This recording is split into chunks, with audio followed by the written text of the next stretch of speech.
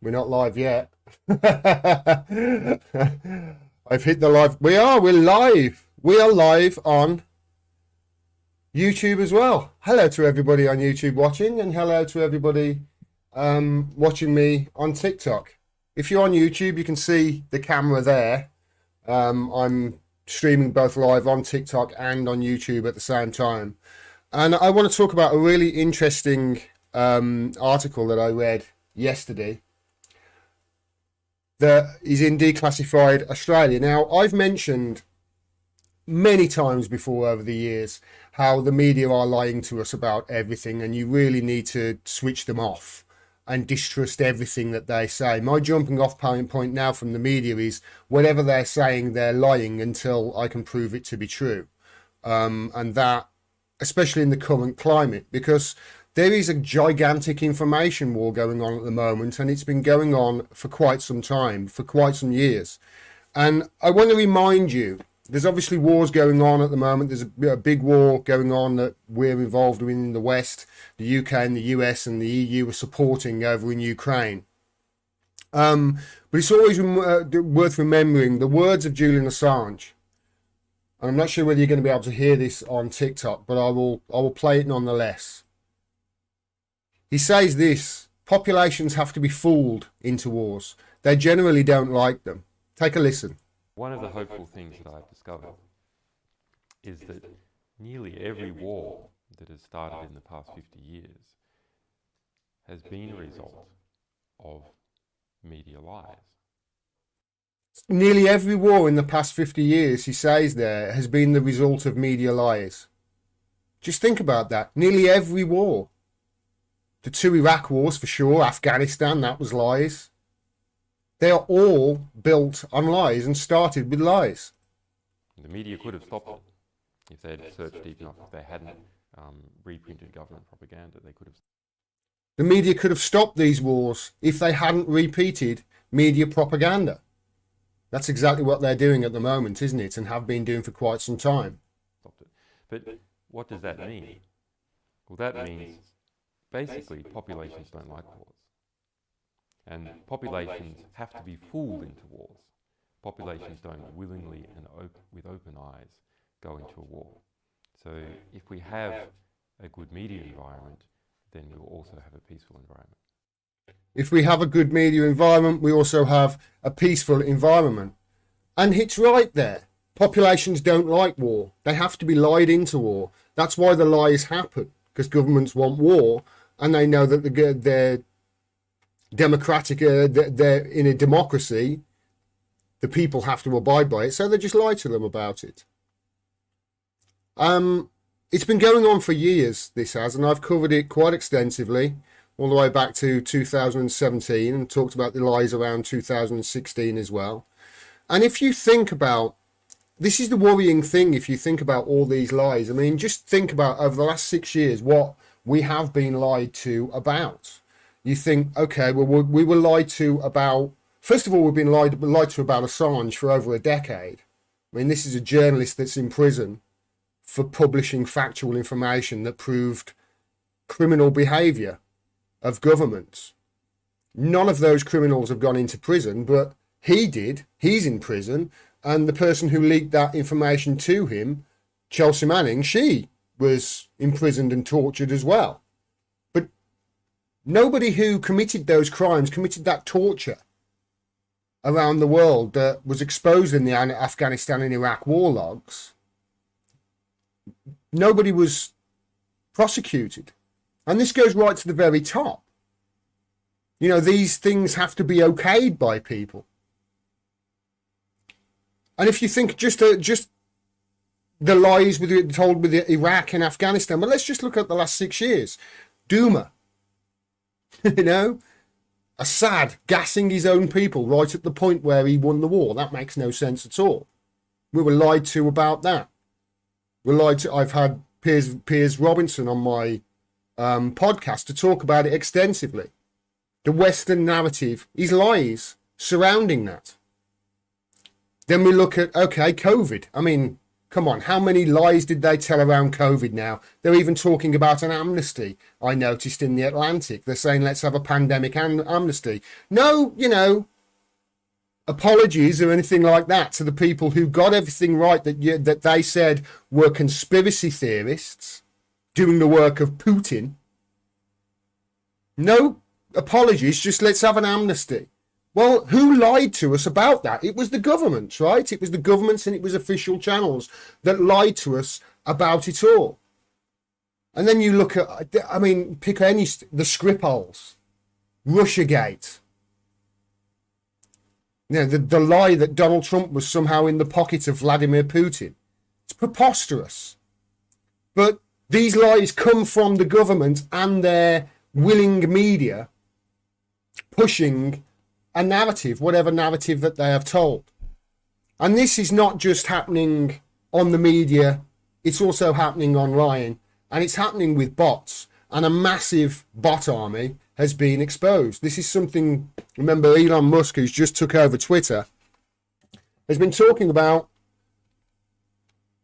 combating.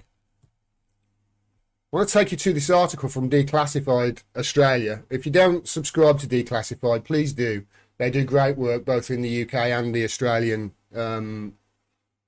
outlet that's just opened. This is by Peter Cronow. There's a massive anti-Russian bot army being exposed by Australian researchers. This has got next to no coverage in the mainstream media at all. Next to none. This is a massive bot army that's being exposed by independent researchers in Australia. A team of researchers at the University of Adelaide have found that as many as 80% of tweets about the 2022 Russia-Ukraine invasion in its early weeks were part of a covert propaganda campaign originating from automated fake bot accounts. 80%. That means 80% of what you're reading on Twitter and on Facebook about the Ukraine war in the early days of the invasion was from bots spreading misinformation and disinformation. This is, who's behind these bots? It must be governments, right? An anti-Russian propaganda campaign originating from a bot army of fake automated Twitter accounts flooded the internet at the start of the war. The research shows of the more than 5 million tweets studied, so this is a massive sample size that they have studied here, 90.2% of all tweets, both bot and non-bot, came from accounts that were pro-Ukraine, with fewer than 7% of the accounts being classed as pro-Russian. The university researchers also found that these automated tweets had been purposefully used to drive up fear amongst people targeted by them, boosting a high level of statistically measurable angst in the online discourse. Because obviously people, don't get invested in the details like I do and like other people in independent media do. They just want to read the headlines from somewhere they can trust. And, from that information, if you're getting bombarded with that information from all angles, you will form an opinion. It's psychologically proven that if you do this to somebody, they will form an opinion that you want them to have. We know from research to do with Facebook, remember that Facebook leak, we know from research that if the public are leaning 60-40 in one way, 60% one way and 40% in the other, just the way that's framed on social media by the social media companies can be flipped. They can change it. They can literally change what the public think. And this is what these bots are doing. The university... sorry, I've read that, haven't I? The research team analysed a massively unprecedented 5.2 million tweets sent with key hashtags in the first 2 weeks of the Russian invasion of Ukraine from 24th of February this year. The researchers considered predominantly English language accounts, with a calculated 1.8 million unique Twitter accounts in the dataset posting at least one English language tweet. This is a massive operation. The results were published in August in a research paper titled hashtag I stand with Putin versus hashtag I stand with Ukraine. The interactions of bots and humans in discussion of the Russia/Ukraine war. That's the title of it. Snappy title. By the University of Adelaide School of Mathematical Science. So this is a scientific study using mathematics and physics and etc. The size of the sample under study of over 5 million tweets dwarfs other recent studies of covert propaganda in social media surrounding the Ukraine war. Does anybody in the chat know how many tweets or posts Mueller and the FBI looked at when they did their Russians hacked the 2016 election narrative rubbish? I bet you it wasn't 5.2 million.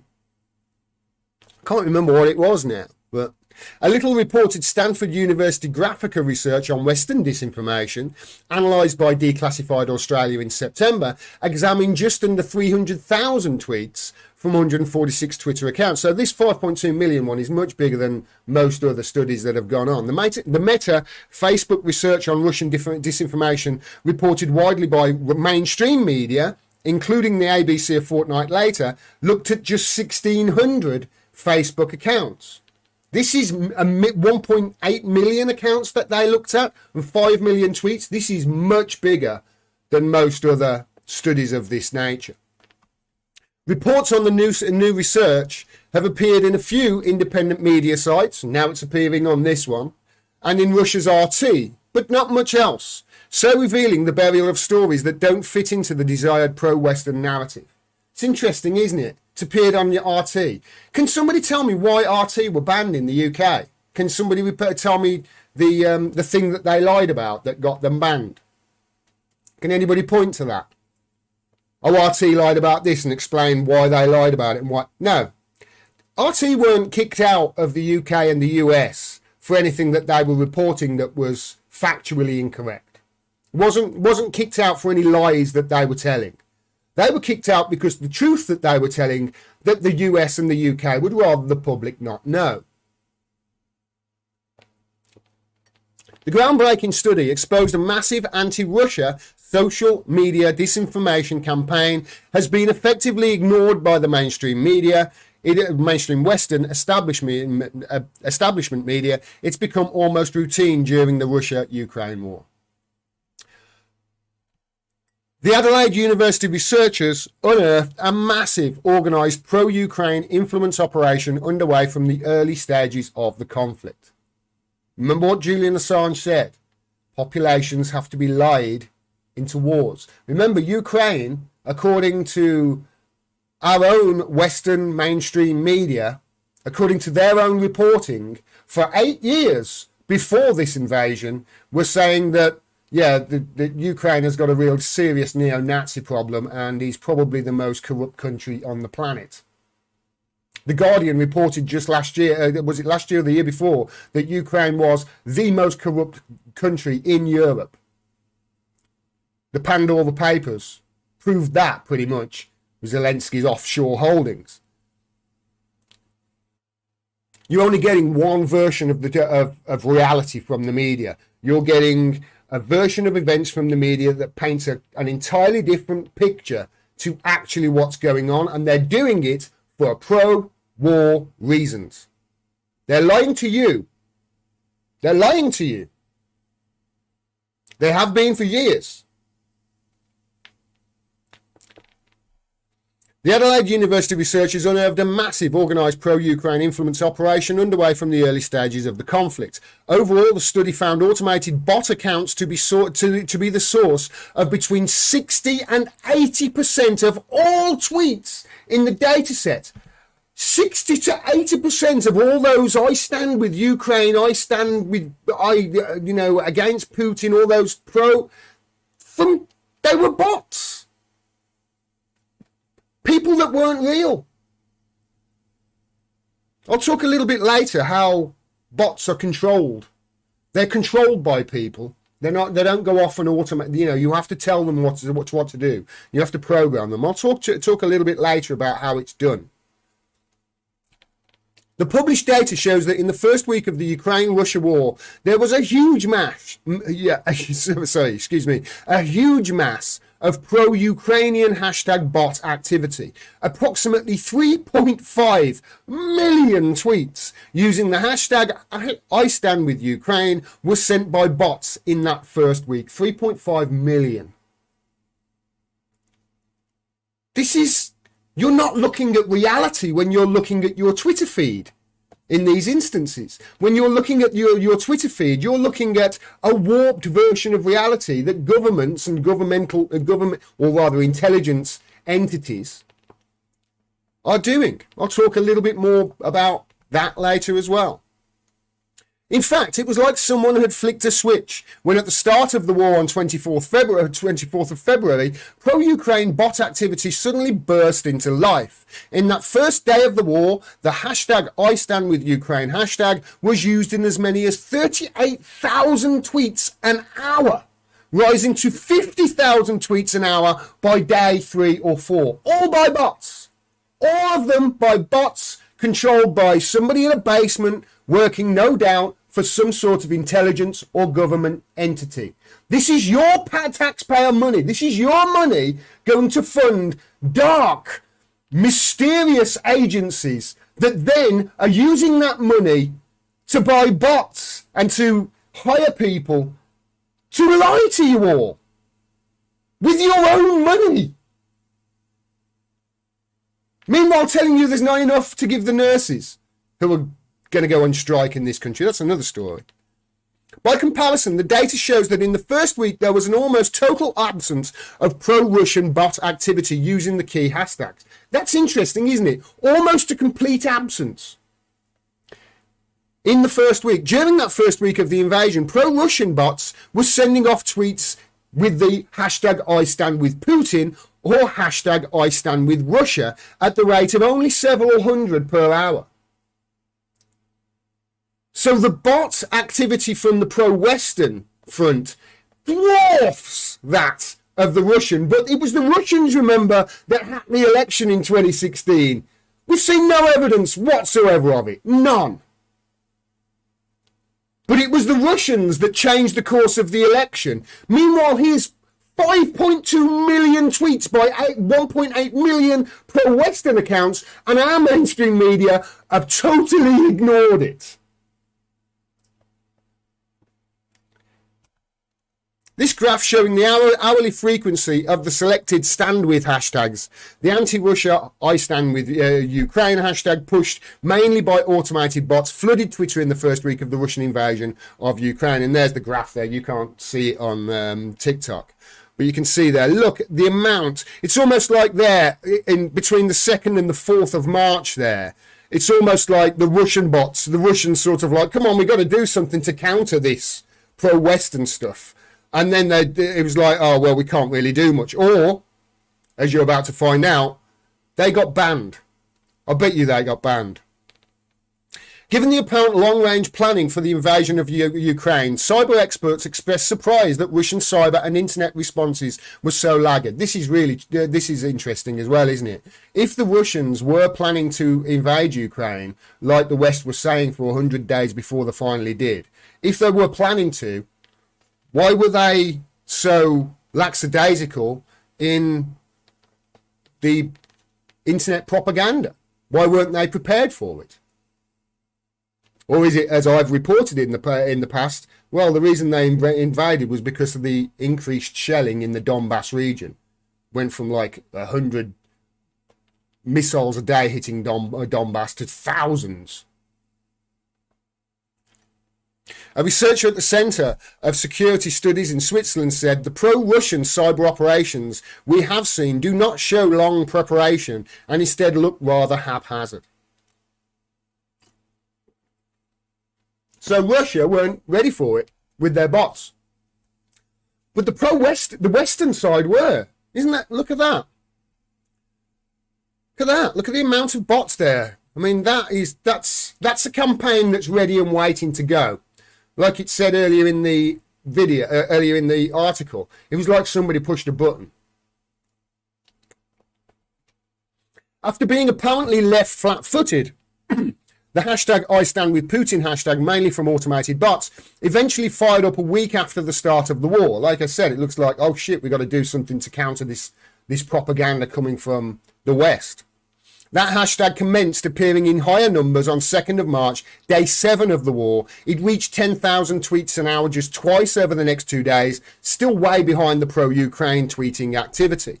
The hashtag I stand with Russia hashtag was even smaller, reaching only 4,000 tweets an hour. How much were they? 50,000 tweets an hour, the pro-Ukraine ones? And the I stand with Russia only reached 4,000 tweets now. After just 2 days of operation, the pro-Russian hashtag activity had dropped away almost completely. The study researchers noted the automated bot accounts, quote, likely used by Russian authorities were, quote, removed likely by pro-Ukrainian authorities. So you can see here, if you have a look at this graph, the pro-Western bots, they were ready to go, button pressed. A week after, these pro-Russian bots start tweeting, not at the rate the pro-Ukraine ones are, but they get banned. The other bots, though, well, what happened to them? The pro-Western bots. So the pro-Putin bots, the pro-Russian bots, they got banned. And they weren't ready. But the Western bots, what happened to them? Well, the reaction against these pro-Russian accounts had been swift. On March the 5th, after the hashtag I stand with Putin hashtag had trended on Twitter, the company announced it had banned over 100 accounts using the hashtag for violating its platform manipulation and spam policy and participating, quote, in coordinated or inauthentic behavior. Over 100 accounts were banned. Like that. Later that month, the Ukraine Security Service, the SBU, reportedly raided 5 bot farms operating inside the country. The Russia-linked bot operators were reportedly operating through 100,000 fake social media accounts, spreading disinformation that was intended to inspire panic among Ukrainian masses. So these accounts here that are 100,000 fake social media accounts, they were disqualified, they were banned from Twitter. What about the pro-Ukrainian bots? What about these 5 million tweets? What about these 1.8 million accounts? What happened to them? There's basically what it looks like. That's a very small, by the way. That's a small operation. I'll tell you all about my activity with using bots in the past. That's a small operation. I'll tell you that. The landmark Adelaide University research differs from these earlier revelations in another most unique and spectacular way. While the Stanford Graphica and Meta research was produced by researchers who have a long-term deep ties to the US national security state, the Adelaide University researchers are remarkably independent. Of course, Graphica's over there in the United States, you know, where their funding, etc. comes from. Come on. They're all cutouts from intelligence services, many of these things are, or they've got intelligence personnel in there doing their bidding for them. Put my teeth in. The academic team is from the University School of Mathematical Science, so these are smarty pants brain boxes that are doing this. Using mathematical calculations, they set out to predict and model people's psychological traits based on their digital footprint. Like I say, this bot activity, although you don't realize it's bots, so you keep seeing the same thing over and over again, it affects your psyche, changes your mind. You start to think differently on things, but it's all being manipulated and it's all being faked.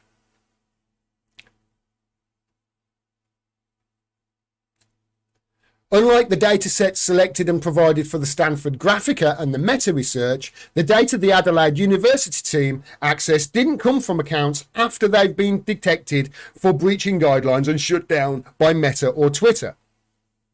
Joshua Watt is one of the lead researchers of the university team and is a MPhil candidate. An MPhil, I don't know what that means, in applied mathematics and statistics from the University School in Mathematical Studies. So basically what that means is this guy is a smarty pants brain box. Now, he told Declassified Australia that the data set of 5 million tweets was accessed directly by the team from Twitter accounts on the internet using an academic license given access to the Twitter API. So this is a license that Twitter give out. Twitter are aiding this. The application programming interface is a data communication software tool that allows researchers to directly retrieve and analyze Twitter data. The fake tweets and automated bot accounts had not been detected and removed by Twitter before being analyzed by the researchers. So the 100,000 pro-Russian hashtag I stand with Putin accounts, they were deleted within a week. The 1.2 million hashtag I stand with Ukraine, down with Putin, bad Putin, he's bad, they're still up and running. And not only that, but they're using Twitter's own API service to flood the internet with falsehoods and misinformation and disinformation. Isn't our entire mainstream media talking about the combating misinformation and disinformation here right now?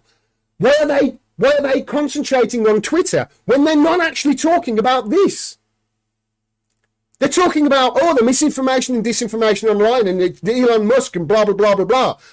But they're not talking about this, are they? Here's in your face, proven misinformation and disinformation coming from, well, you're about to find out where it's come from.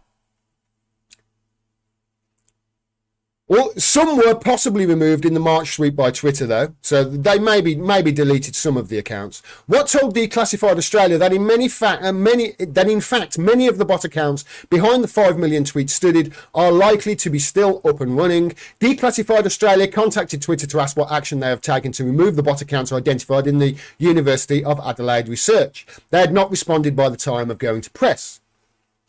The new research paper confirms mounting fears that social media had covertly become what the researchers call, quote, a critical tool in information warfare, playing a large role in the Russian invasion of Ukraine. Populations need to be lied into wars. Populations don't like wars. They have to be lied into supporting wars. Do you see what's going on here? The new research paper confirms mounting fears that social media... I've read that. The Adelaide University researchers tried their best to be non-committal in describing the activities of the fake Twitter accounts. So we're about to find out where these accounts, originate. You will be massively surprised. The Adelaide University researchers tried to their best to be non-committal in describing the activities of the fake Twitter accounts, although they had found the vast majority, over 90%, were anti-Russian messages. They stated, quote, both sides in the Ukrainian conflict use the online information environment to influence geopolitical dynamics and sway public opinion. They found the two main participating sides in the propaganda war have their own particular goals and style. What you're about to read now is how each side in this war has their own take on the war. Each side, Australian, British, Ukrainian, American. You see what I mean? Russian social media pushes narratives around their motivation. And so they will be pushing things like, well, they were shelling the Donbass for 8 years, and the US installed Yatsenyuk as their puppet in 2014 with the Maidan coup. That's what they will be pushing on the Russian side of things. And Ukrainian social media aims to foster and maintain external support from Western countries, as well as promote their military efforts. So they're all like, give us more weapons, give us more missiles. We need more missiles. We've got to fight off these pesky Russians. That's the bots that are coming from the pro-Ukrainian side. As well as promote their military efforts while undermining the perception of the Russian military. So they'll be like, they will prop up. This is why you've got so many stories coming from the Ukraine. I mean, there was one stories about how Russian soldiers were, I can't say the word because of TikTok here, doing nasty things to women, shall we say, in Ukraine in a basement. And I just looked at it and I thought that, yeah, that's BS. There's no way they can make like 80% of the women locked in a basement pregnant in that, but it didn't matter. The entire Western media ran with it. It was in the Independent, it was in the Mail, it was in all these outlets. And it turned out, yeah, it was a false story. The woman in Ukraine who was the head of their human rights, she was fired as a result, but there was no retraction in the Western media. But that was from a pro-Ukraine side, you know, from disinformation coming from Ukraine. The media should be vetting this stuff. It should be checking it, not just repeating it and say, they said. Because you can manipulate minds that way. While the research findings concentrated on automated Twitter bots, there were also findings on the use of hashtags by non-bot tweeters. They found significant information flows from non-bot Russian accounts, but no significant flows from non-bot pro-Ukraine accounts. So they're saying that basically in Ukraine, there's nobody tweeting about this. The only people tweeting about it in Ukraine, according to this article, are bots. Which would make sense, wouldn't it? Because how are you getting online in Ukraine if there's, you know, I don't think somehow that people in Ukraine are going to be logging onto the internet with Starlink, Elon Musk Starlink. I'm pretty sure that's going to be a military thing, right? Right?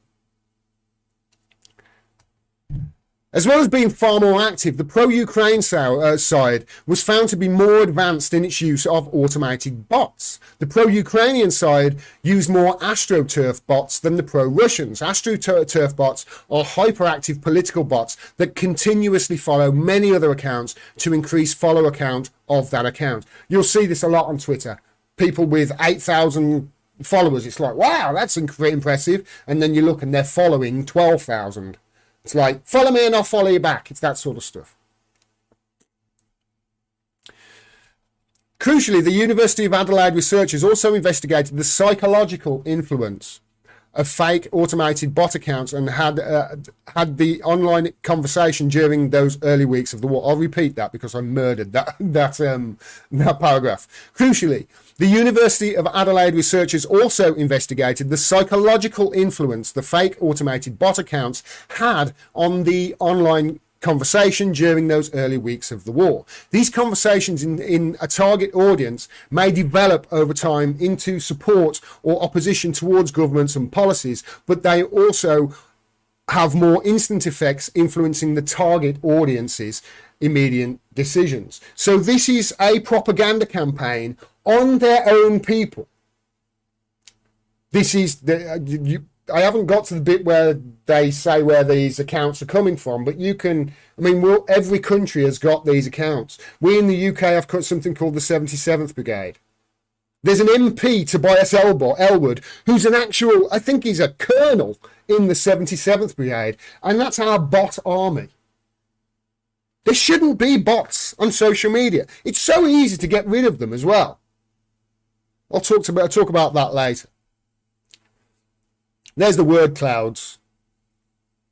You know, you can see there's the one from the one side, you know, shame, terrorist, panic, terror, avoid, threatened. These are all tweets that if you're looking at them as you're scrolling through Twitter, it's going to be inserting a very, be afraid narrative. And then on the other side, you've got moving, stay, come, send, go, fly, fall, sending. You know, that's the send us military assistance. So you can see there from the clouds of those bots how they're trying to manipulate the minds of the masses. And this is what's happening here. This is what these bots, along with the mainstream media, are doing when the mainstream media are lying to you based on the information they're getting from the social media here.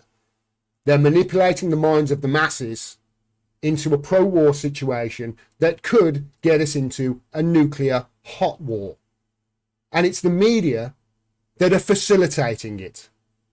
And they're facilitating it by lying to you about what is going on in Ukraine. And they are all doing it. Every single one of them in the legacy media, the lot.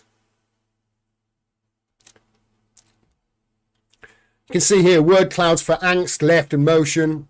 And that basically just explains the word clouds. The study found that it was the tweets from the fake bot accounts that most drove, quote, an increase in conversations surrounding angst. So the bots, the study found that these bot accounts were having a real influence on people to make them scared. To make them scared of Russia. They're working, in other words. They found these automated bot accounts increased the use of words in the angst category, which contains words related to fear or worry, such as shame, terrorist, threat, panic. You see it in America a lot. There's a place called the Sinclair Network. There's a company called the Sinclair Network in America, and it basically owns pretty much all of the local news channels. And there's a great video that just cuts one after another, talking about terrorism and what have you, and they're all reading from the same script, and it's just panic, fear. These terrorists are going to come, and it's working people up into a state of angst. That's what they're talking about here. By combining the angst messaging with messages about motion and geographical locations, the researchers found the bot accounts are influencing more discussion surrounding moving, fleeing, going, or staying. The researchers believe this effect may well have been to influence Ukrainians even away from the conflict zones and to flee from their homes. The research shows that the fake automated social media bot accounts do manipulate public opinion by shaping the discourse. Of course they do. Otherwise they wouldn't do it. They just wouldn't. If it wasn't effective, these bots wouldn't be around. They just wouldn't. Sometimes it shapes the discourse in very specific ways. The results provide a chilling indication of the very real malign effects that mass social media disinformation campaigns can have on an innocent civilian population. Now, all you're hearing from our media, and all you heard after the 2016 election, remember, was Russian bots. Russian bots changed the course of the election. It was Russian. Well, here's millions of them flooding the airwaves with a pro-Western narrative and pro-Ukrainian narrative, and they're not talking about it at all. Do you think they have an agenda here? I think so. The researchers, so this is now the origins of these Twitter bot accounts. You're going to be absolutely shocked, I tell you, to find out where these are probably originating from. The researchers report that the overwhelming level of Twitter disinformation that was anti-Russian was from bots, quote, likely organised by pro-Ukrainian authorities. And who are the pro-Ukrainian authorities, do you think? The researchers asserted no further findings about the origin of the 5 million tweets. Of course they didn't. They're like, keep us out of this. But here's what we found. It did find that some bots, quote, are pushing campaigns specific to certain countries. And it didn't mention which countries they are. But you can imagine which they are. Here we go. And hence sharing content aligned with those time zones. The data does show that the peak time for selection of pro-Ukrainian bot activity corresponded with being between 6 and 9 p.m. across US time zones. Of course it is, because that's when you post. I know that from the bots I used to have on Facebook. You time their activity so when they're tweeting, so they look like a real person and they're not just tweeting out 24 hours a day. So otherwise they'll get banned very quickly. The data does show that the peak time zone for a selection of pro-Ukrainian bot activity corresponded between 6 and 9 across US time zones. Some indication of the origin and the target of the messages could be deduced from the specific languages used in the 5 million tweets. Over 3.5 million tweets, or 67%, were in the English language, with fewer than 2% in Russian or Ukrainian. Huh.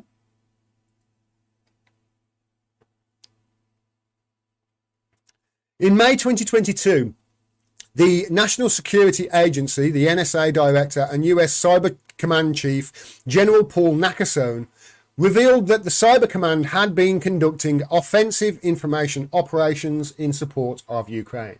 So they've confirmed they're doing this. I've just told you, we've got our own 77th Brigade over here in the UK. They've confirmed that they're doing this in the US too.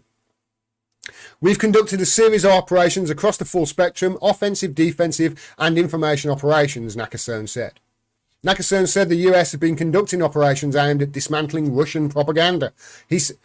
Well, you're dismantling Russian propaganda, but as that graph showed, the Russian propaganda didn't start until a week after the invasion.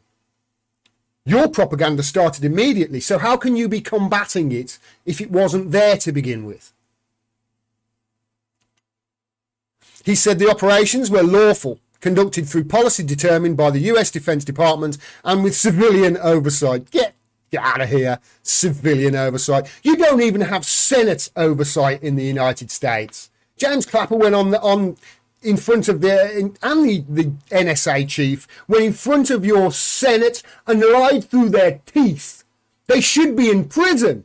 James Clapper, though, is on MSNBC right now. Yeah, the Director of National Intelligence, who lied to the Senate about unconstitutional spying on every single American in America, is now on MSNBC, quote, as an analyst. The intelligence personnel literally are on your airwaves in the United States. They're literally on the airwaves. Clapper, Brennan, they're all spooks. James Clapper, by the way, he was the Director of National Intelligence that handpicked the analysts that came out and said, oh, all 17 agencies agree, which they did not. It was, I think, 4 agencies, and they were handpicked analysts by James Clapper. And even then, they only said they had moderate confidence about Russia hacking the DNC. Moderate. If they'd done it, they would have the evidence. It's complete lies you're getting from them.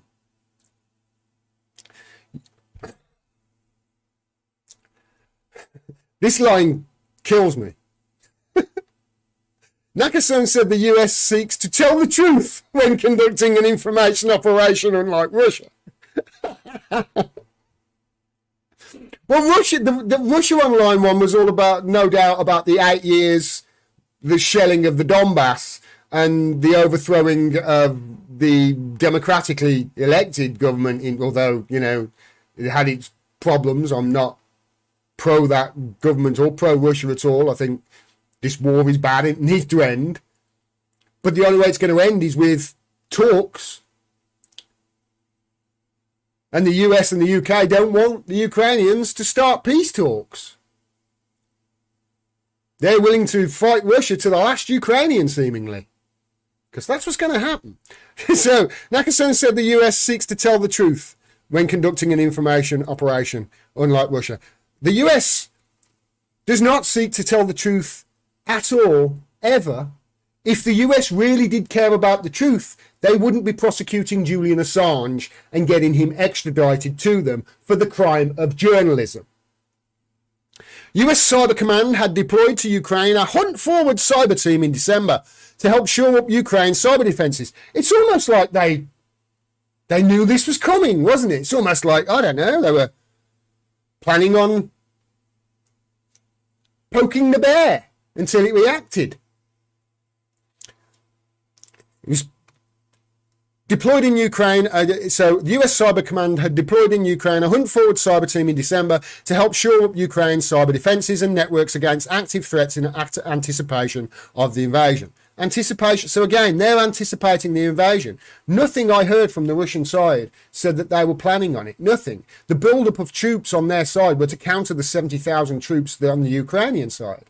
That's all it was, I think. There was no, unlike the invasion of Crimea in 2014, there was no real propaganda on the TV airways in Russia this time round. Read into that what you will. I'm just telling you what I know to be true. A newly formed European Union cyber raid response team consisting of 12 experts joined the Cyber Command team and look for active cyber threats inside Ukrainian networks and to strengthen the country's cyber defences. So here's the EU and the US and the EU going into Ukraine before the invasion to set up a cyber team and to say hunt forward to help shore up Ukraine's cyber defences. So to set up these bots. I dare say Starlink's involved in this. Elon Musk.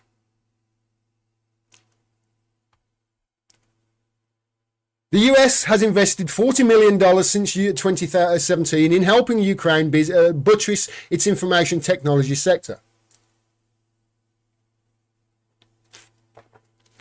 According to US Deputy Secretary of State Wendy Sherman, the investments have helped Ukrainians keep their internet on and information flowing even in the midst of a brutal Russian invasion. $40 million since 2017 to help Ukraine, but they can't give their own people clean water. Have you seen the water in Jackson or wherever it was? Wow, it's worse than Flint. I saw a video the other day of like the homeless in Philadelphia, where my mate Ron Pacone originates from. It's frightening. It's frightening. Yet they're sending millions abroad to Ukraine. You got a derated infrastructure. You got bridges and roads crumbling, but everything's going to war. All of your money is going to war in other countries. With the rise of the internet, war and armed conflict will never be the same again. Others have noted that the Russian invasion of Ukraine has ushered in a new digital era of military, political and economic conflict being manipulated by laptop generals and bot armies. In all dimensions of the conflict, digital technology plays a key role as a tool for cyber attacks and digital protest and as an accelerator for flows of information and disinformation, wrote one. Where's the media talking about this? Where's our legacy media talking about this? They're not, are they? Because they're in on it. They won't talk about this because they're doing it too.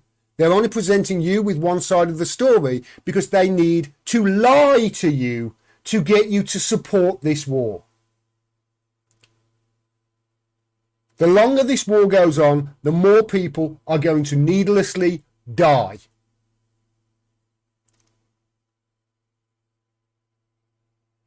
I want peace in Ukraine. Do you? I'm sure you do, right?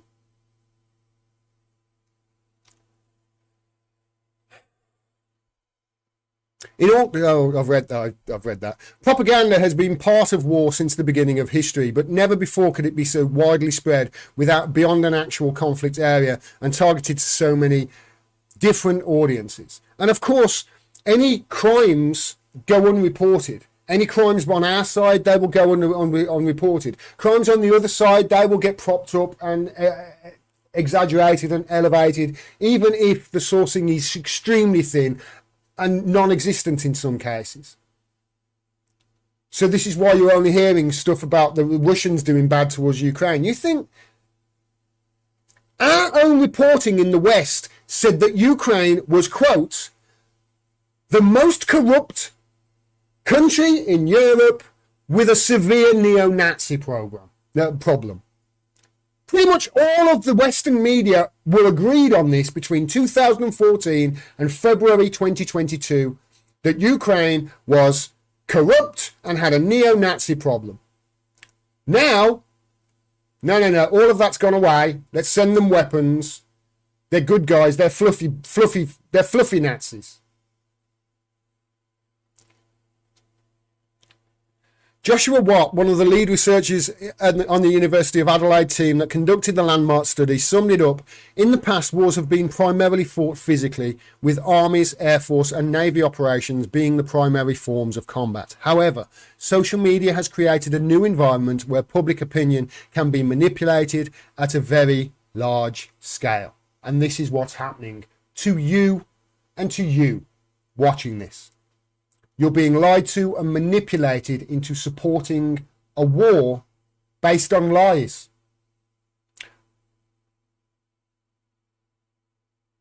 Lied to and manipulated into supporting democracy somehow in a country which has banned all political opposition, bans any media that is critical of him, has been shelling their own people for 8 years in the Donbass, killing upwards of 14,000 people. Our media didn't give a crap when it was 14,000 Russian-speaking Ukrainians dying. Hardly mentioned it for 8 years. Now, though, hey, it's all they'll talk about, isn't it? CNN brought once distant wars into our living rooms, another stated, but TikTok and YouTube and Twitter have put them in our pockets. It's a great article by Declassified. And I thought it needs highlighting. It ends with, we are all carrying around with us a powerful source of information and news media, but also most certainly disinformation that's coming relentlessly at us from influenced operations run by bad actors whose aim it is to deceive. All right. What do you think of that, everybody? Let's go to the chat. Let's have a look at, hi TikTok, how are you? I'm sorry you can't see what I'm reading, but if it'll be on YouTube and Rumble if you want to go and watch it back.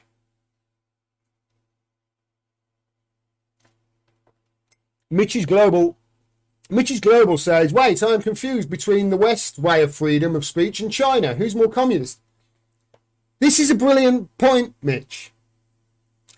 Don't we point fingers at China and say, look how they manipulate it and lie to their people?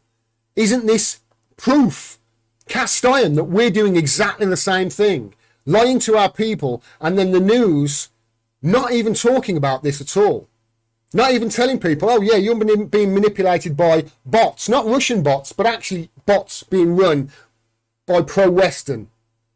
It's an American, it's a British, it's us. That's who's doing it. And the article doesn't say it, but it's us, for sure.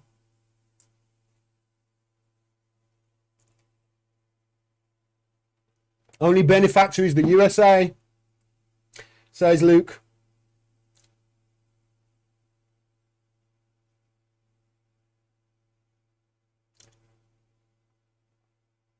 Both sides have blood on their hands, says Johnny Mnemonic, but it's the US that is bullying everyone right now. Yeah, and I mean everybody. The US is bullying everybody, and not just their enemies. They bully their enemies, they bomb their enemies, they blackmail their friends.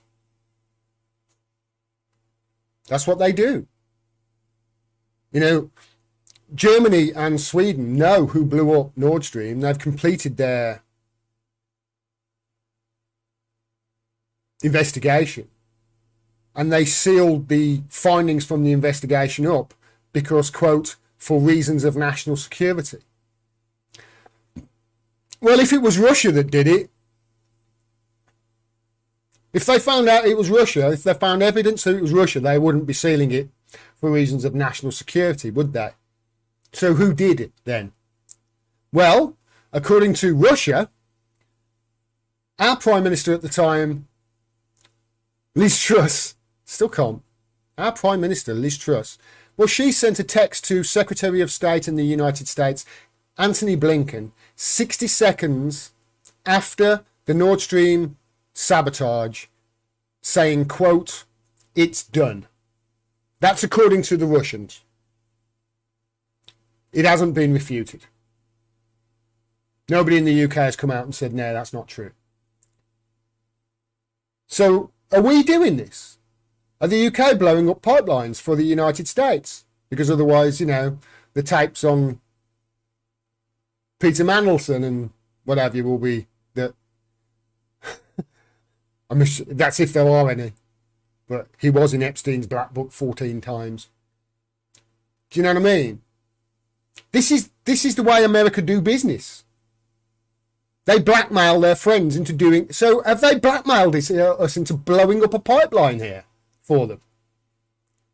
This pipeline is going to lead to millions of Europeans freezing and not being able to cook or heat their homes this winter because of that action.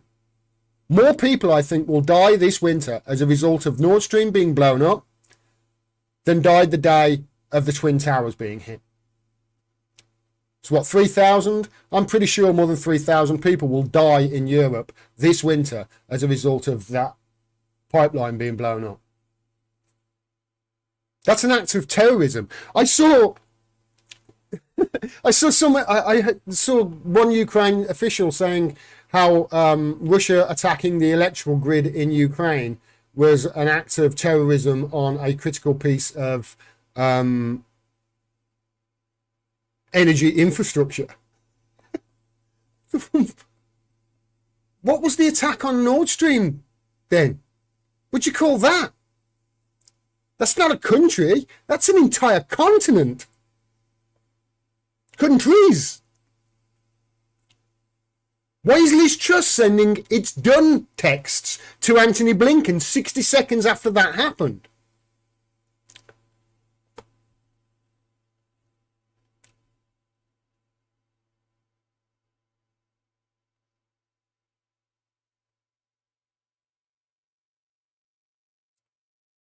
No, the US blew up the pipeline, says Malik. Okay, so why is, if it's to be true and Liz Truss sent the text to America to say it's done, does that mean we did it on their behalf, or we were just reporting to them, relaying the message? If it was us, we did it. I'm sticking my neck out here and say, yeah, we definitely did it on behalf of America. Let's face it. We are their little B word, aren't we?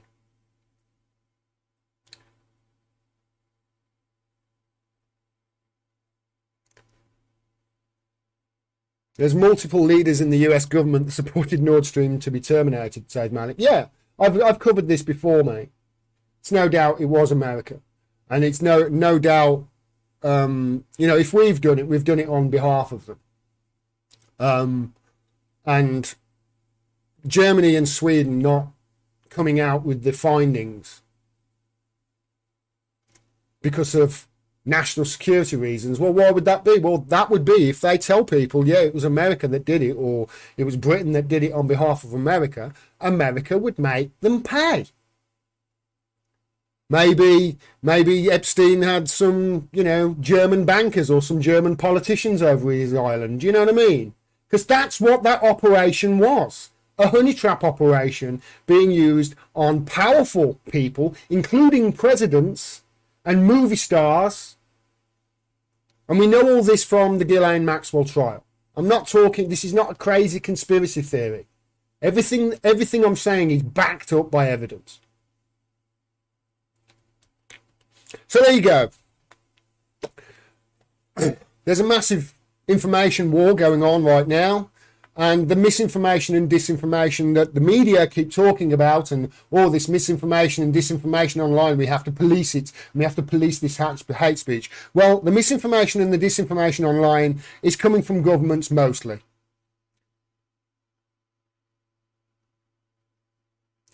When Elon Musk took over Twitter, there was a massive increase in the N-word being said. Do you know where it came from? Bots. It was bots. And then media outlets use that increase to write stories to say, the hate speech online is going to go through the roof with Elon Musk. It came from bots. And I wouldn't be surprised if it was bots controlled by those media organisations to create a crisis that they then can report on because it's anti-Elon Musk. Do you see what I mean? And this is going on constantly and has been now for 6 years. And it makes me sick because people telling you the truth are being squashed and silenced. I've got many friends in the independent media sphere, and all of them cannot even get their head above the parapet to get their voice heard. It's psychological torture is what it is. Meanwhile, they'll promote any old crap the government tell them, regardless of how false or true it is. Doesn't matter. What do you guys think to Elon Musk, by the way, being taking over and buying Twitter? Let me just go and see make sure my YouTube's still going.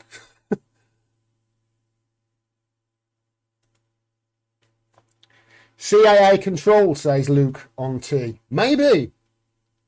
He does have a lot of connections, doesn't he? And obviously, he gave buying Twitter. He gave the Starlink system to Ukraine. That's a military satellite system, I'm pretty sure. So he gets lots of kickbacks through the government and subsidies for Tesla. Then there's all the stuff with PayPal. He obviously co-invented PayPal, and then obviously there's the SpaceX and all the stuff. The rockets going up to the International Space Station, etc., etc. He's got massive amounts of contacts, hasn't he? You know. I mean, people are like, online people are freaking out. Let me just show you. People are freaking out online that, blue ticks, because he's one of the things that Elon has decided to. We'll come back to that, actually. Let me just show you this. So this is Carl Griffin, MSNBC, and he says, NBC News, Elon Musk laid off Twitter employees who fight misinformation. This is somebody at MSNBC, Carl Griffin, complaining that Elon Musk has laid off Twitter employees who fight this misinformation. He works for MSNBC. MSNBC employed James Clapper, a man who, as I mentioned earlier in the stream, lied to Congress. He should be in prison for that. And they employ him as an analyst. US cable news is flooded with intelligence personnel paid to misinform the public. I won't read the next bit out because I'm on TikTok and I'll get thrown off. But do you see what I mean? The media, who are the biggest, other than governments, the second biggest purveyors of misinformation and disinformation, are now complaining that Elon Musk isn't doing enough to fight it. The hypocrisy is off the scale. They need another word for it. It's hypocrisy, not hypocrisy. Richard Medhurst, CIA and FBI agents openly work as news analysts on MSNBC and other networks. Not guests, analysts. They get paid to spread disinformation amongst the populace. This guy handpicked the analysts who bullshitted to start off the whole Russia hack the election and hack the DNC narrative. It was him. And he's on the TV in America telling people the truth. He lied to Congress. They have zero shame and zero credibility.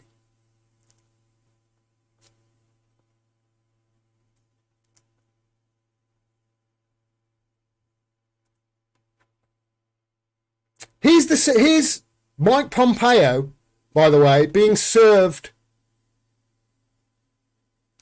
documents because he's being sued for spying on lawyers and journalists at the Ecuadorian embassy. Here's the moment Mike Pompeo, former Secretary of State in the United States, got served with papers because he and the CIA are being sued by journalists for spying on them. And there we go. You've been served, mate. That's what the intelligence services in America are doing. They're spying on journalists, actual journalists who tell the truth. MSNBC are not talking about that, are they? They're saying that Elon's the problem here because he's laid off people who fought disinformation.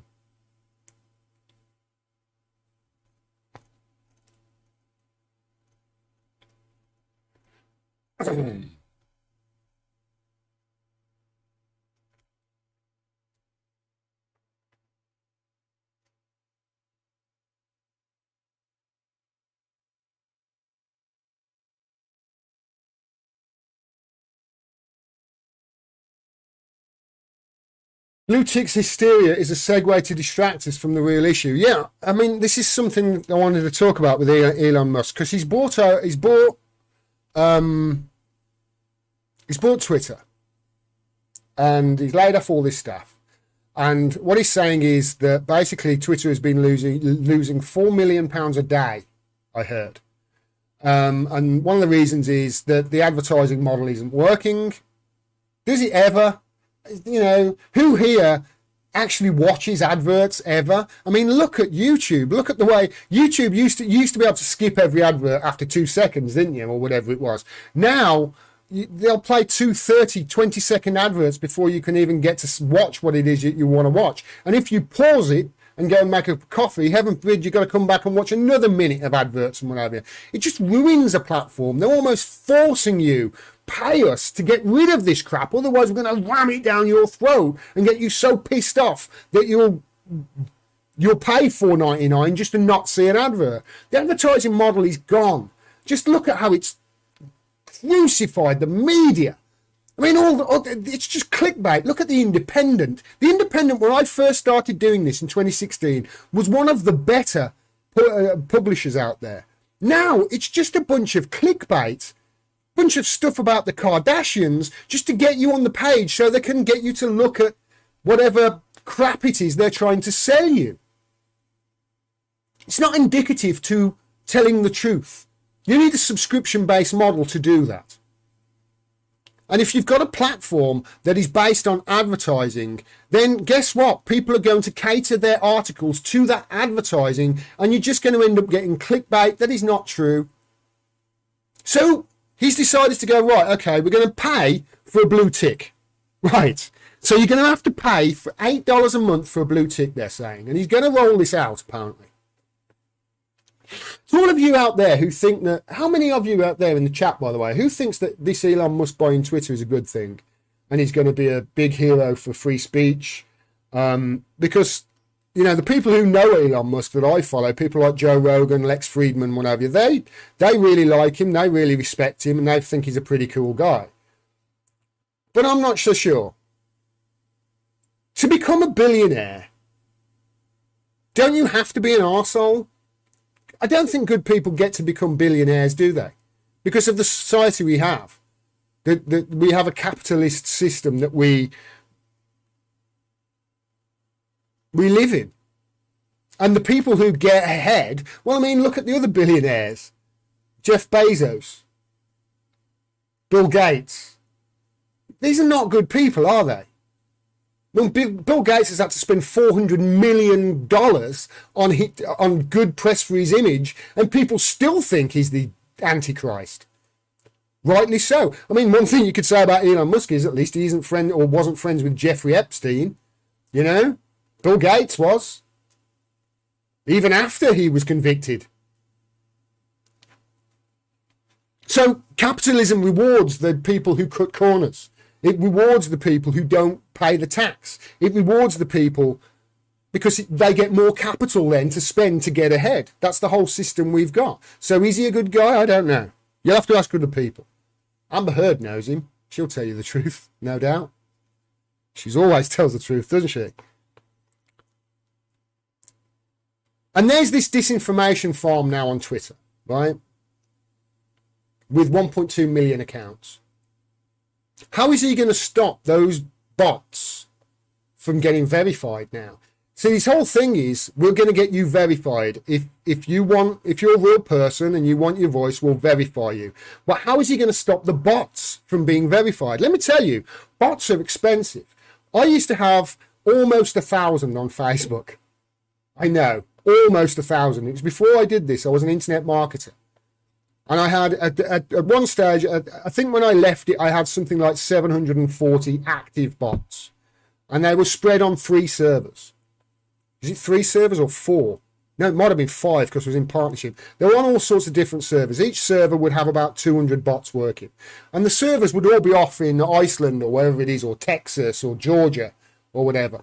And I would operate the bots remotely from a program on my computer and on those servers. So you have to hire the servers to store the bots on. Then you have to make sure that you've got Facebook accounts that are dated. So a lot of the Facebook accounts I bought were Russian originally because they were set up like 10 years ago. Some Russian internet marketer had set them up as some fake girly account to try and get some Western guy to send them money, and they become unused, so they sell them on for £1 or $1 or whatever it is, so internet marketers can use them. So you have to buy the accounts as well. It's very difficult to make your own account now on Facebook. They won't even let me make an account. They immediately block me, you know, which is great because I don't want to use Facebook anyway. But that's expense. Then you've got obviously the hiring of the servers for to use the bots on, and then obviously you've got all the technical know-how. The article mentioned the API interface. I use that with YouTube as well.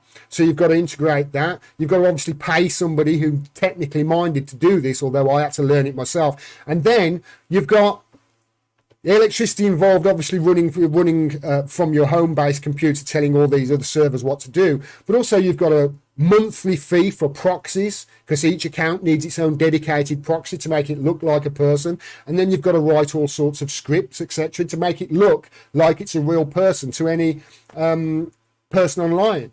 Now, Elon Musk could say, right, okay, well, to be verified, you've obviously got to pay for it. But to pay for the verification, how are you going to pay for it? Well, you can go through PayPal accounts, but there's fake PayPal accounts.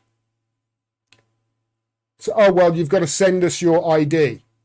You know, on Facebook, sometimes if you get banned on Facebook, I used to have my bots were banned on Facebook all the time, locked out. And I used to you go through the channels and they say, okay, you send us a copy of your driving license. My bots had driving licenses and addresses and telephone numbers. They acted like real people. They used to get more likes in groups than I did personally. I know. You write a script. At the time in 2016, it was the election. So I'd write a lot of my accounts were supposedly American bots. So to make them look American, I would make them look like they were pro Bernie Sanders. And then you would write a script so it would hunt forums or Facebook groups that they were involved in that mention Bernie Sanders in some way. And you write a script. I've got them stored on my computer somewhere still. But you write a script so your bot will go in and say something about Bernie Sanders that looks like a real person wrote it. You wouldn't get a bot writing that. But, I mean, somebody would mention something about Bernie Sanders, and in the reply, it would be like, Bernie Sanders... well, what I did was I took, like, a load of Chuck Norris jokes and just put Bernie Sanders in there. So my bots, if they saw somebody in a Facebook group talk about Bernie Sanders, they would reply to that with, Bernie Sanders doesn't do push-ups, he pushes the world down. That sort of thing. And it would get hundreds of likes. And obviously, if your account's getting hundreds of likes, if your bot's getting hundreds of likes, Twitter, Facebook and what have you, they are much less likely to ban them. And then even if they do, you've got your fake driving license that Facebook say they delete immediately after proving you are who you are. How is that going to be any different with Twitter if Elon Musk does this $8 thing? And that's the only way you are going to get a true discourse, by the way. That's why I'm talking about this. So the only way you're going to get some sort of true discourse online is if the people talking, are actual people. And there's no way to do that unless you're verifying they're a person, like through their bank account, through the electoral roll, something like that. And can that be done on a global basis like Twitter or Facebook? I don't think it can. And you're always going to get intelligence personnel around the world in the CIA, in the NSA, in the 77th Brigade. You're always going to get them trying to game the system to try and lie directly to you, to lie you into wars. So Elon Musk, to his credit, has been saying, well, I'm going to fight this. And he's been going against these... one of the reasons why he pulled out, where he was going to pull out of the deal for Twitter, was because he said that the amount of bots online was severely underreported by Twitter. I mean, I wonder why people at MSNBC and CNN, etc., are going after Elon Musk at the moment. whether he is a CIA plant or not, like people said in the chat. I wonder why people like Carl Griffin are so adamant that this is a bad thing that Elon's doing. Is it because they won't have the prevailing narrative anymore? I mean, 1,320 likes. Do you think all of those likes there from Kyle Griffin are real people? How many of those likes are actually bots? Because these bots that are doing I stand with Ukraine, etc., they have to be liking other stuff as well. Otherwise, they won't look like a real person. What do you think they're liking? They're liking people from corporate outlets, people from CNN, people from MSNBC, James Clapper. Whenever Anthony Blinken says something, you know, Hillary Clinton, etc., etc., etc., the people over at the Young Katzenbergs. That's what's actually going on here. What you're seeing online is totally fake. But only about 10% of it is actually real.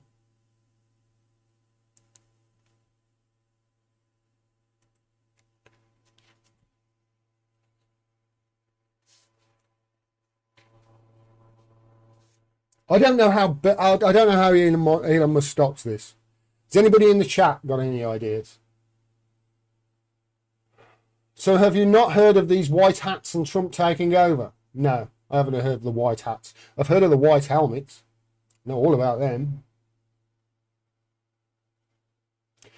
Malik says no. In Elon buying Twitter, he barred Amber Heard from the public square. He didn't ban Amber Heard from the public square, did he? Let's have a look on. Oh, hi, everybody on YouTube. By the way, I've ignored this chat the entire time, haven't I? Let's go and see if there's any. I think we've had some super chats. You can send me super chats on YouTube. You can send me stuff on TikTok as well. Support independent media. I don't get paid for doing this. Let me go and find where that super chat is. So they don't want people to pay money and then not have the chat read out. That would not be cricket, would it? Supers. Super chat. Felix Rabe, thank you very much, mate. Send me a cup of coffee.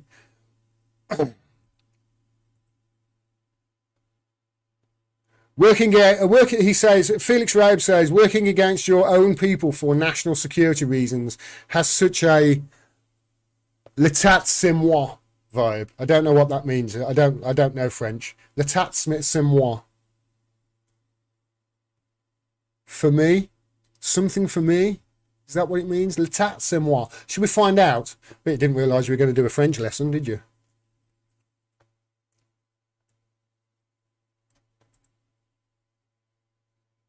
He's an apocryphal, so Louis the 14th. What does that mean?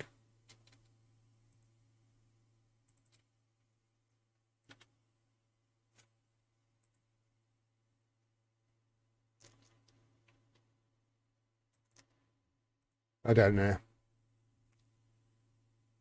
The Sun King was a man with grandiose ideas. He felt so... Okay, grandiose. It's playing up. Google Translate, it's playing up. I don't know what that means.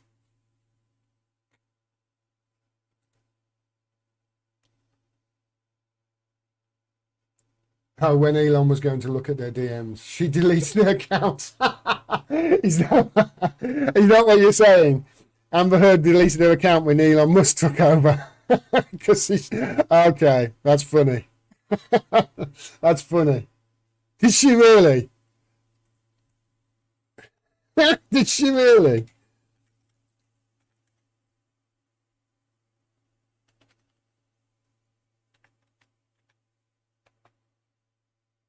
Oh my God, she did. She's not on Twitter anymore. So yeah, Malik, you were right, mate. She was worried. She was worried that Elon Musk was going to start looking at all her. Yeah, I can't find her unless she's blocked me.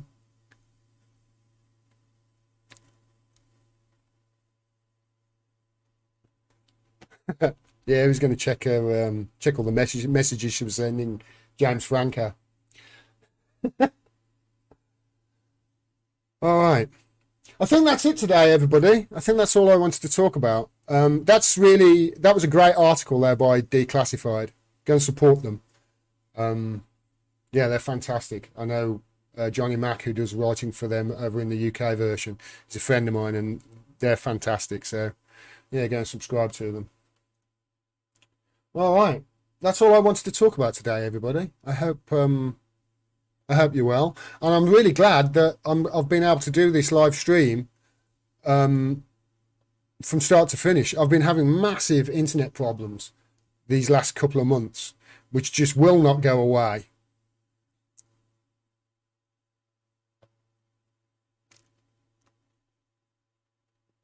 Asim Giuliani has sent me $10 Canadian. Thank you, Asim.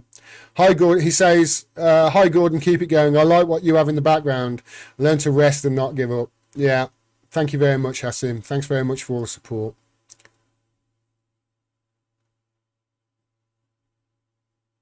Yeah, I mean, just like Pittsburgh dude has just said this, just like with Fauci, it was the starts. I mean, how much of these bots do you think have been out spreading stuff during COVID?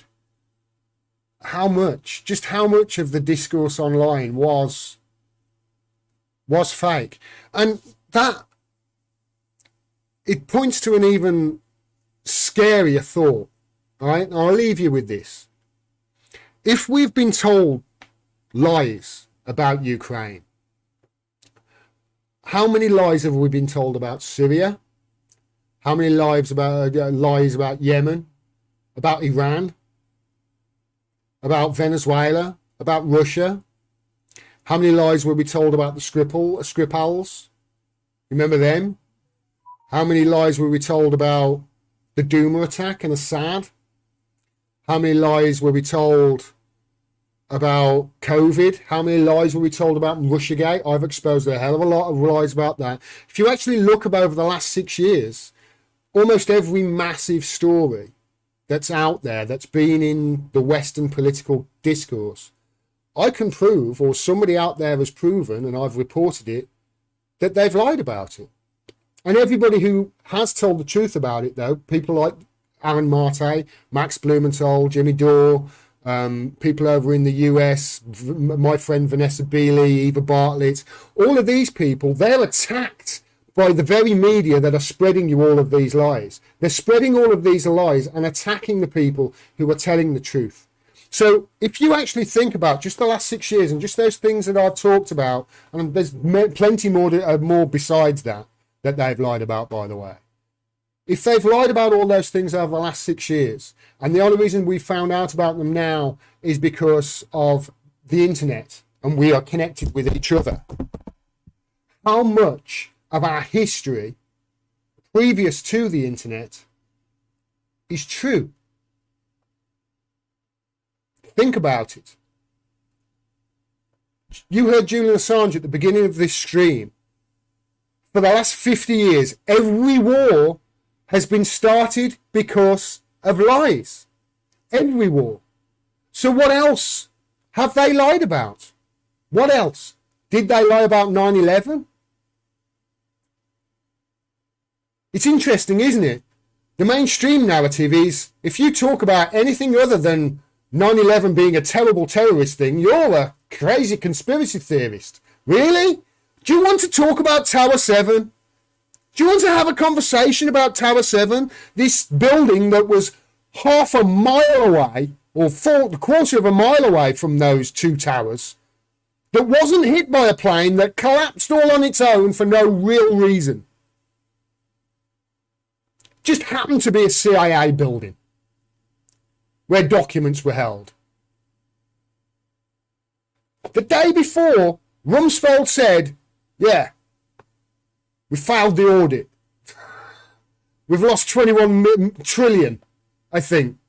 21 trillion the day before. Yeah, and there's going to be an audit. Oh, wait, no, a plane flew into the office where those documents were kept. That's not me being a conspiracy theorist. That's just me telling you, hey, Tower 7 fell 30 minutes after the BBC reported that it was going to fall.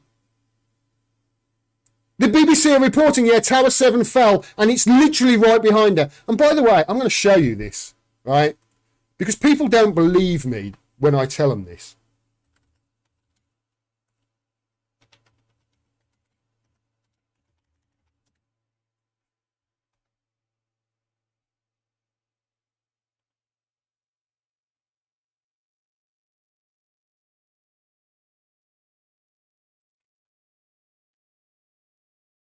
This is the BBC, right? This is their explanation of why they reported Tower 7 fell 20 odd minutes before it fell. This building that wasn't hit, that apparently housed documents and offices for the CIA. They say they're not part of the conspiracy, but I do want to Control F.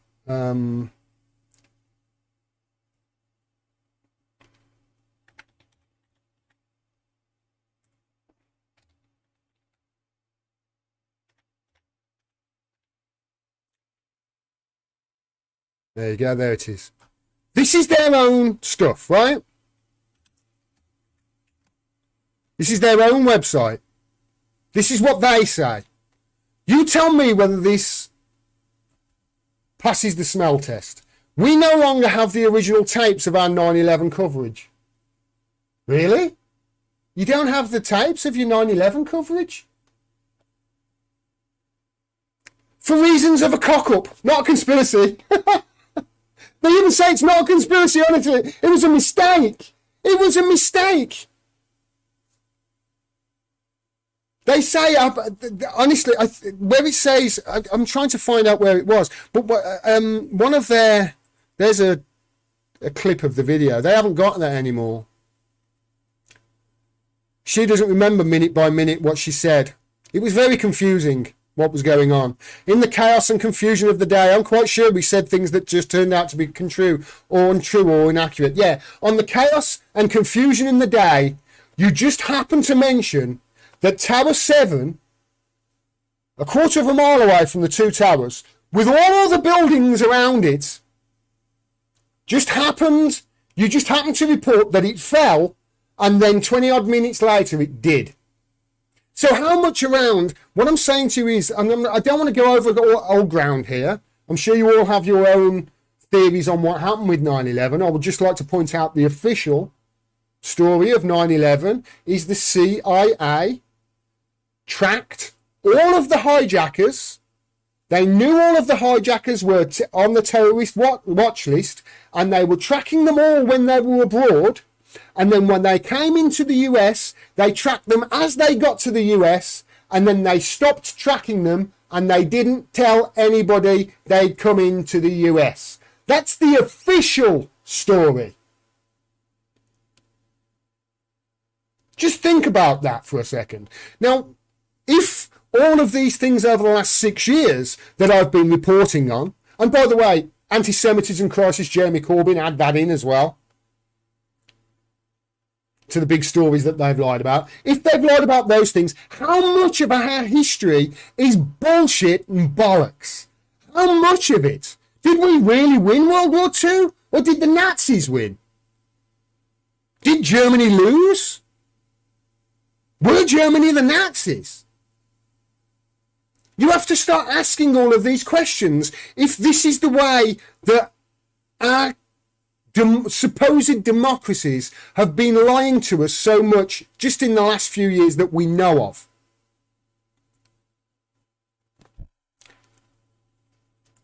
It's been heartbreaking for 6 years talking about this. It's been absolutely heartbreaking. I grew up on stories of greatness about the UK and how we defeated the Nazis in World War II. I grew up. I know, so I've forgotten more stuff about World War II than most people know. It's got me questioning the last 6 years whether any of those stories are true. It's got me questioning the last 6 years as if we actually did any good in the world at all. the British Empire. It's been absolutely horrific to see our own media lie to the population on a daily basis and then say, no. People like Gordon, he's the conspiracy theorist. We need to shut him up and not be able to grow, not be able to feed my family, not be able to make money, not be able to get my view out there and what I know. While all this bullshit is elevated and propped up and given a megaphone so no voice like mine can be heard.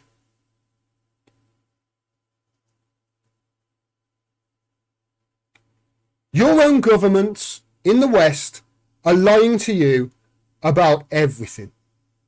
And I mean everything. Your own governments and your own media, the BBC, CNN, MSNBC, the New York Times, the Washington Post, the Telegraph, the Guardian, the Sun, the Mirror, the iPaper, all of them are lying to you on a daily basis. None of them do the research that people in independent media do on these things. They are repeaters. They are not reporters. They are repeaters of government and state propaganda. They are not reporters. The real reporters are cast aside and marginalised and moved to the extremes. People like Chris Hedges. Chris Hedges can't get a job in America. He has to go on the Real News. He had to go on RT. This is a Pulitzer Prize winning journalist.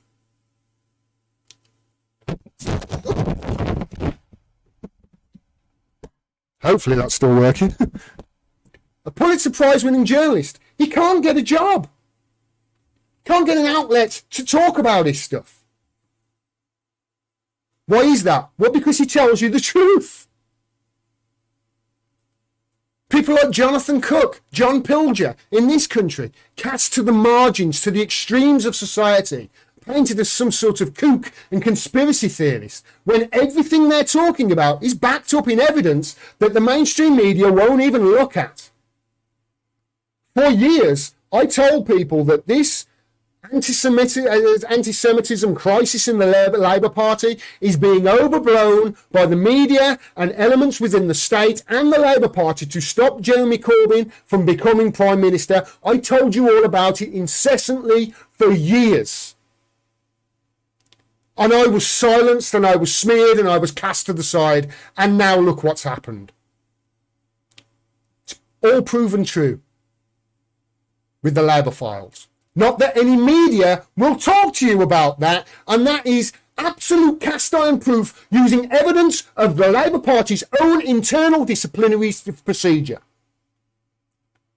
Their own internal, all of the emails, all of the documents Al Jazeera have got, and it proves that the Labour Party didn't just conspire to stop Jeremy Corbyn winning the election in 2017, but smeared him as some sort of racist who hated the Jews. The most anti-racist MP I think Westminster has ever had. They called him a raging racist who hated the Jews. And all of the media repeated it. My mate Chris Williamson ruined his career based on lies. The BBC lied about him multiple times, saying that he said that Labour had apologised for anti-Semitism too much. And he never said anything such of the sort. I showed the video proof and nobody got to see it. I was silenced. People telling you the truth are silenced, and the people telling you the lies, they're elevated and they're propped up. This is why I'm such an ardent supporter of Julian Assange. It's not Julian Assange they're going after. It's not him they're psychologically torturing him, but it's not because they dislike him. It's because of what he represents. They don't really want to go after Assange. It's bad publicity. They're not going after Assange. They're going after you. And you. That's who they're going after. They're going after your right to know the truth. They're going after your right to free speech. They're going after your right to a free press. He is just in the way. Garland Nixon in the super chat. Oh, thanks, Garland. Thanks so much, mate. Your taxman's going to take 30% of that, though. Keep up the good work, he says. I will do, Garland. Thank you very much, mate. Let's go and take some comments from YouTube. Jack Klugman says they call Jimmy Dore, Glenwood, Greenwald and Grey Zone put the Putin Assad toadies. That's all they've got is the smear. Yeah, I see it all the time. I saw it the other day. Yeah, I'll show you it on Twitter. I saw somebody going after him. This is the smear attempts that they use on the Grey Zone. For those of you on TikTok, I'm going to just show a tweet on my Twitter. I'll read it out for you. But this is the level of, you know, what they attack the Grey Zone with. I think it was Piers, yeah. So my mate Piers caught this. So this is Pekka California, whatever it is. He's got 2,400 followers, and he's one of these NAFO trolls. It's another video. But he says this in today's Vatnik Soup, whatever a Vatnik Soup is. I'll be introducing the Canadian writer and reporter Aaron Marte. Aaron is part of the Grey Zone posse, together with RT poster boys/girls Max Blumenthal and Alex Rubin and Anya Parampil. So he's saying, right, he's going to be exposing them. He says this: the group could be characterized as anti-America. They could be. Another way of putting that is the group could be characterized as journalists trying to tell their audience the truth, even if that paints America in a bad light. And the Grey Zone is basically built around this idea. He said, no, it's not. The Grey Zone is built around the fact that Max Blumenthal and Aaron Marte and all these journalists couldn't get a job on the mainstream because they told the truth. And anybody telling the truth on the mainstream is ostracized in America to the edges of society and has to go to work at places like RT, like the great Chris Hedges did. That's why. He said, Mr. Marte is obviously a very intelligent person and he knows how to defend and advertise himself online. But he's also a pro-Russia Assad disinfo spreader. No doubt about that. Okay, so there's another assertion. Okay, so he's a pro-Assad spreader. a pro-Russia Assad disinfo spreader. He was actually named as one of the most prolific disinfo spreaders about the Syrian conflict in a Guardian article by Mark Townsend.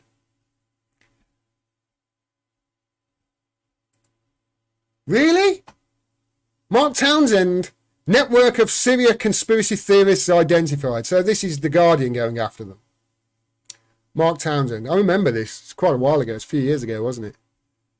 No, June 2022. This must have escaped my attention. So even the Guardian are going after him. A network of conspiracy theorists, frequently backed by a coordinated Russian campaign. Marte has blamed two OPCW inspectors on doctoring a report on the 2018 chemical attack in Syria and to place blame on the Assad regime and to justify missile strikes about the Syrian government. Marte has blamed two OPCW inspectors on doctoring the report because of the whistleblowers from within the OPCW that came forward. I've spoken to Piers Robinson multiple times, who was in contact with these OPCW whistleblowers for the study on Syrian propaganda and media. He's a doctor, Piers Robinson is. I reported on that gas attack. I read all of the stuff about it, and Aaron Marte's reporting was about the best you could possibly get. It blew Western media out the water. And now here's the Guardian writing hit pieces on him. They got it wrong. They got the story wrong. If you go back and you look at my videos, you know, the big gas attack, there was no gas attack. Not there, not at that time. The children that were in the video that was filmed by the white helmets, by the way, were actually suffering from hypoxia. They were in the tunnels underneath Dimmack when it was being shelled. That brought up a load of the dust and what have you, and through the myriad of underground tunnels, they got to the hospital, the clinic. That's where, when the white helmets came in, started putting water on the kids' faces and filming it and tried to make out it was some sort of gas attack. It was absolute rubbish. It was false. The head of the white helmets, James Lemagerier, who just happened to be ex-MI6, who started the white helmets in Turkey, not in Syria. He fell out of a window not long ago. Who do you think's telling the truth? The Grey Zone? Or Townsend? I do remember this, actually. I've just remembered it. This guy's an absolute nobody. Nobody follows him, if I remember right.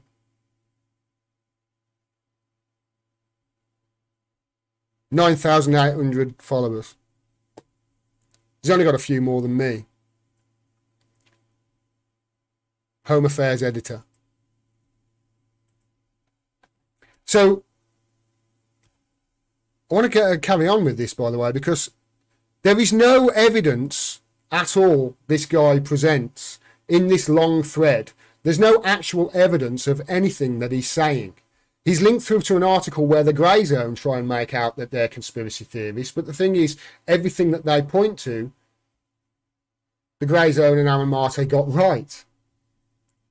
You know, I've seen United Nations officials saying to the Americans, point to the evidence. I've seen them as a result of Aaron Marte's reporting. He's testified in front of the United Nations, Aaron Marte has. Do you think that Townsend guy has? Do you think he has? Did he mention, by the way, that Aaron Marte... No, of course he's not. It's a smear piece. It's a smear piece on behalf of the British establishment. Why? Because the British establishment bombed Syria on the back of that. The UK, the US and France bombed Syria as a result of that supposed gas attack, of which there's no evidence of. Look at this. Marte has also received money from the Association for Investment into the Popular Action Committee, an organisation that funds apologies for the Assad regime. No, it doesn't. The Serenishim Award funds independent people who are anti-war. Jimmy Dore got a prize. I think he got $2,000. And as a result of that, Bellingcat wrote a hit piece on him. Yeah, he's in the pocket of Big Peace. Jimmy Dore is.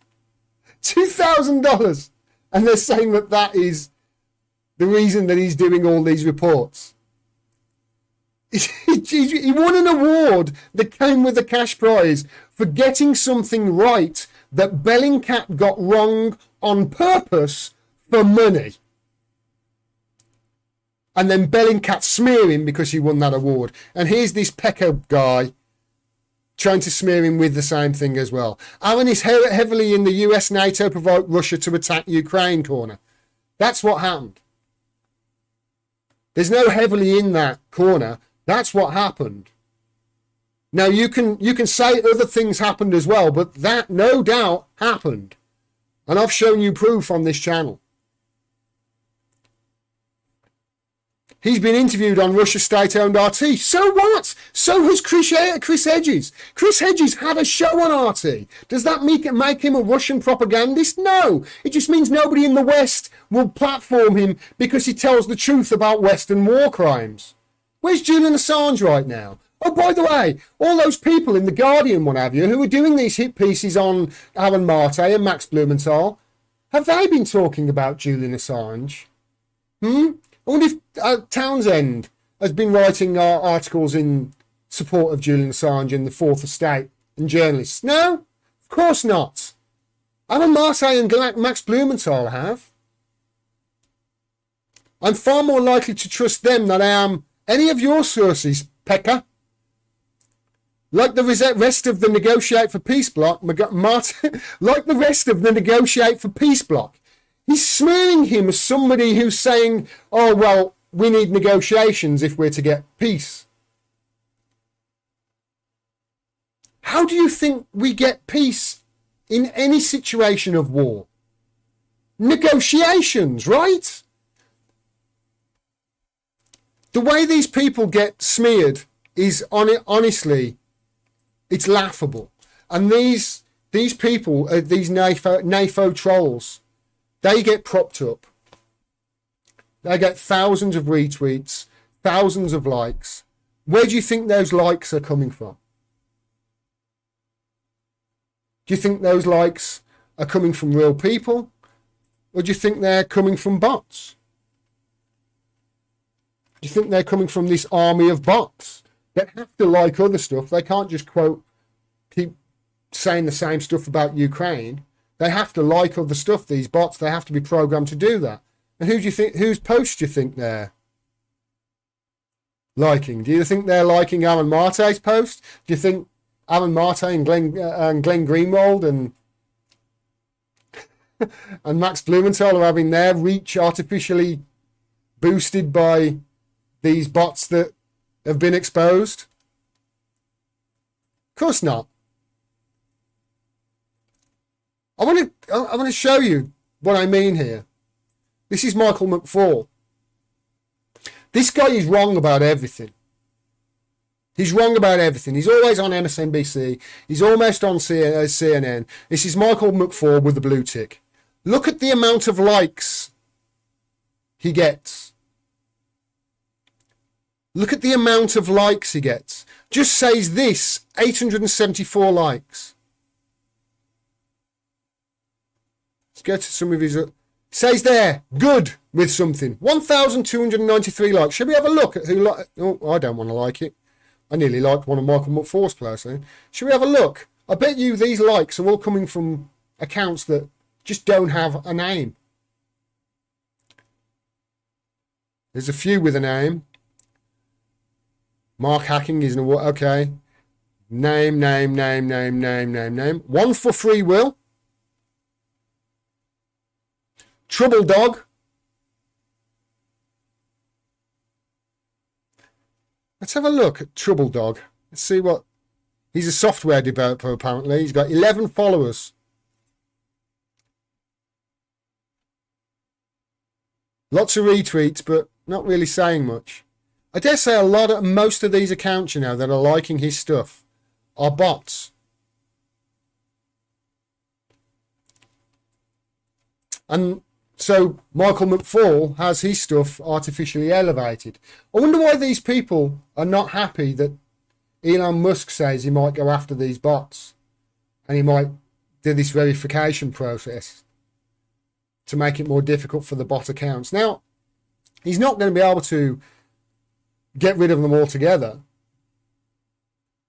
but you certainly should be able to spot them. So we'll see whether they we'll see whether anything happens with regards to this. I certainly don't think that... Listen, with regards to Elon Musk buying Twitter, the jury's out as far as I'm concerned. We'll see.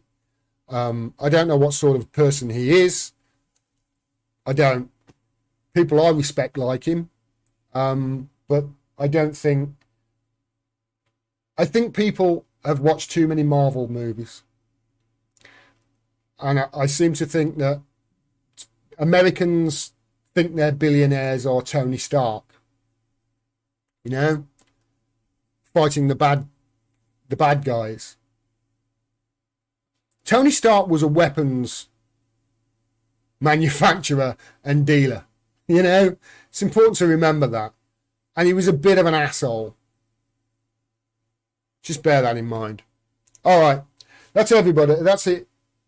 Everybody. I wish I had an army of bots, says Loops. You know, the strange thing is, Loops, I had a load of bots when I first started doing this, right?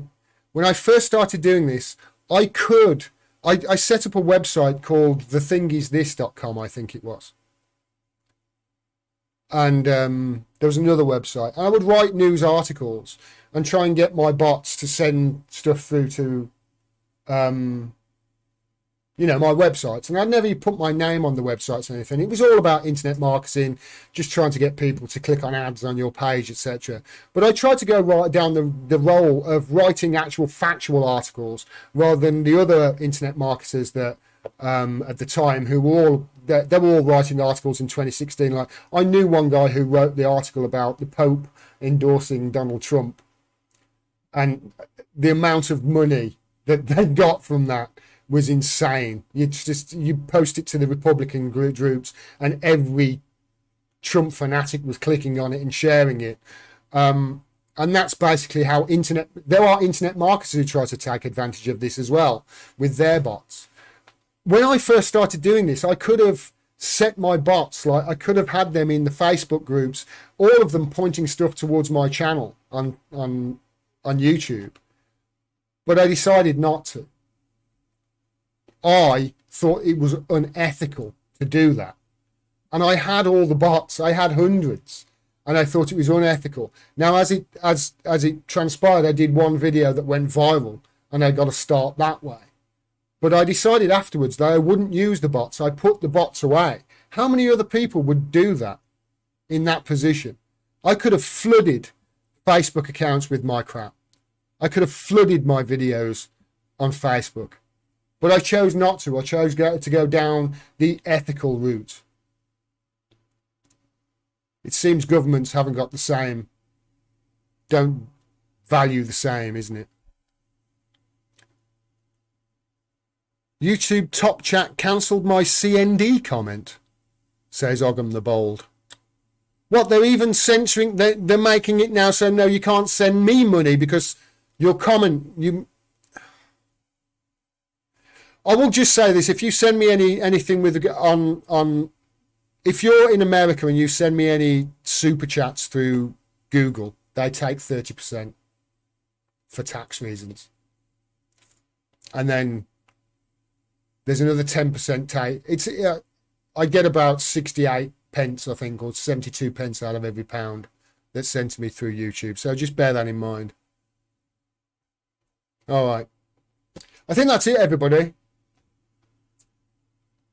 Integrity is thin on the ground, says Loops. Absolutely. Luke ONT, what's your YouTube handle? Same as this, I'm Gordon Dimmack everywhere. If you go to gordondimmack.com, if you go to my my profile on the app, if you just click on my name, it'll have a link tree through to all my Twitter, my YouTube, etc. Just click on that. All right, I am going now, Joris. Thank you. Thanks very much for watching. Yeah. Go support independent media. Go and switch off the mainstream TV. Switch off the BBC. Switch off the Guardian. Switch them all off. They're lying to you about everything. And they have been doing for quite some time. And if they're lying to you about everything for the last 6 years, how much of our history is actually true? Just think about that. It's a scary thought, isn't it? All right, take care, everybody. You're all awesome. I'll be back very soon once I can figure out how to stop this stream. All right.